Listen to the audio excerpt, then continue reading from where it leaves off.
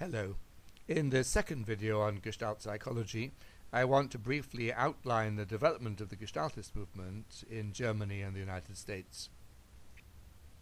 Even though the founding trio, Max Wertheimer, Kurt Koffka, and Wolfgang Kohler, initially published relatively little, it was enough to show that Gestalt theory offered both a viable alternative to the Wundtian approach and a better explanation than earlier cognitive psychologies of both perception and higher-order mental functions.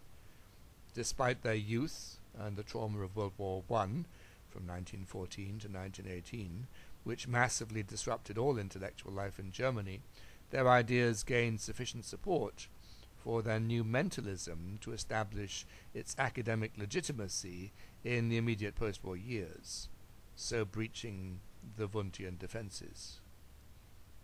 Very quickly, during the 1920s, the Gestalt approach became a major element in German psychology, only then to virtually disappear by the mid-1930s, as the rise of the Nazis transformed the German universities, marginalizing psychology as a field of study and forcing many of the Gestaltists to emigrate.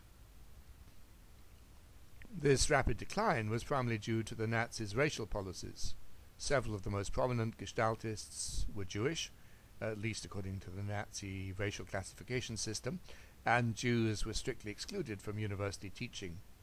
These included two members of the founding trio, Max Wertheimer, a Prague Jew, and Kurt Koffka, a half-Jewish Berliner. Anti-Semitism may also have been a factor in Wertheimer's slow ascent through the German university system during the 1920s, where he did not become a full professor until 1929 at Frankfurt. But his limited output of publications must also have counted against him. Morton Hunt describes him as an exciting and fluent speaker who found it almost impossible to get his ideas down on paper. Again, Hunt describes Koffka as introverted, sensitive, and insecure, and uncomfortable as a speaker, characteristics which would have made academic advancement more difficult despite his fine ability as a writer.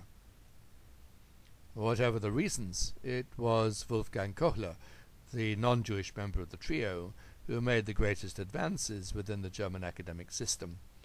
A Baltic German from what became Estonia after World War I, Kohler was a painstaking experimenter and a capable administrator. He both wrote well and was a commanding and daunting professorial figure.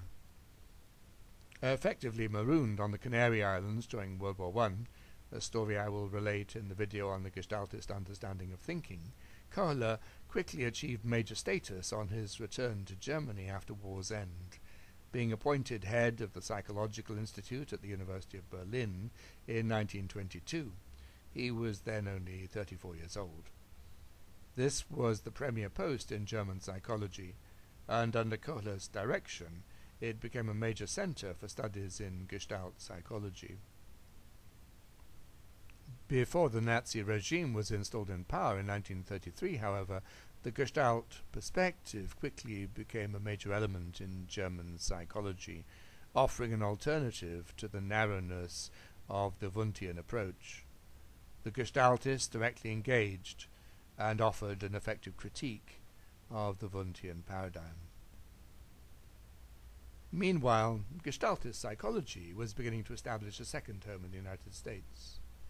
Gestaltist ideas were first introduced to the English-speaking world in the 1920s, with Koffka, who was fluent in English, initially playing the major role.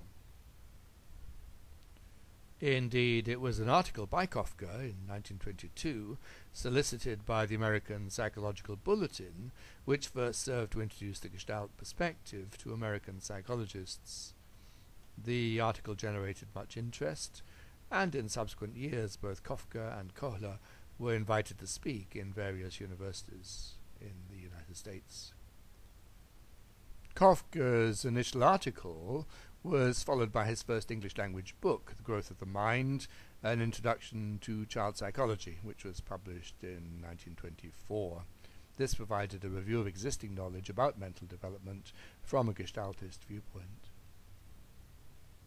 Eventually, Koffka himself decided that his future lay in the United States, rather than in Germany, and emigrated, obtaining a full professorship at Smith College in Massachusetts in 1927, and in 1935 published his Principles of Gestalt Psychology, a wide-ranging review in which he sought to interpret the entire field of psychology from a Gestaltist perspective.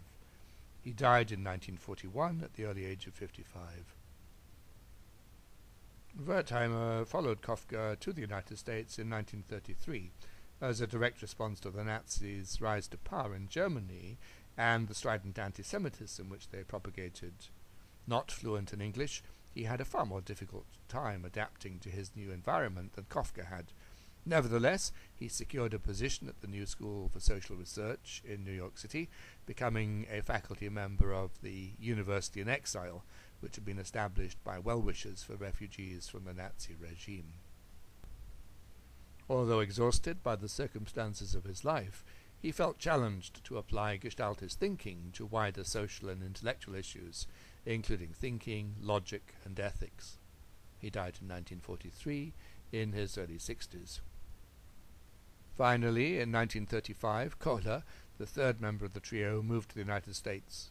As a Baltic German, he was not subject to Nazi anti-Semitism, but put himself at risk by his open defiance of the new regime, condemning the dismissal of Jewish university professors and telling his students that he refused to give the now obligatory Hitler salute at the beginning of lectures.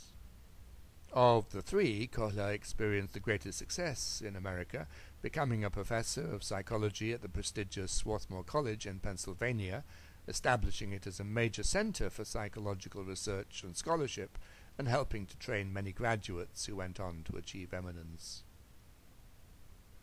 After his retirement in 1958, he remained busy until his death in 1967, aged 80.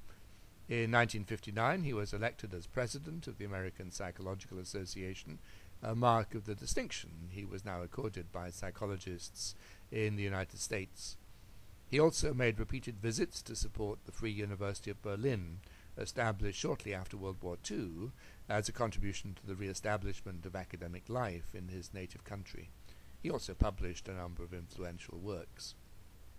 Despite the eminence achieved by Kohler and the significant influence exerted by Kafka and Wertheimer, the Gestalt perspective never achieved the same importance in the United States as it had briefly done in interwar Germany.